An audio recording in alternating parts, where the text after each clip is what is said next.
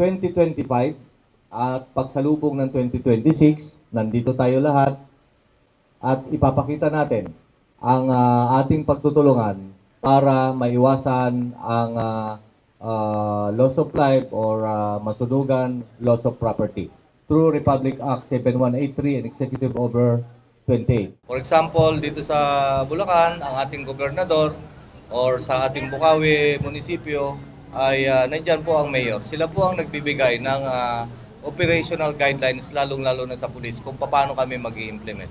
And it's so effective. Isa lang po ang hangad namin. Trabaho, kaligtasan, at negosyo. Yan po yan.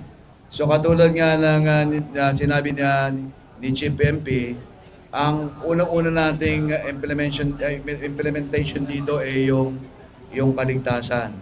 Of course, yung trabaho at kooperatiba, kailangan din po yan. Kasi kinakailan po na rin natin yung mga maliliit na negosyante. Ano po, kailangan po yan kasi yung mga malalaki, talagang malaki na nandiyan na yan. Kaya po pinaparami natin yung mga pagtulong sa mga maliliit na negosyante kasi yan po talaga ang bumubuhay para sa ating mga negosyo.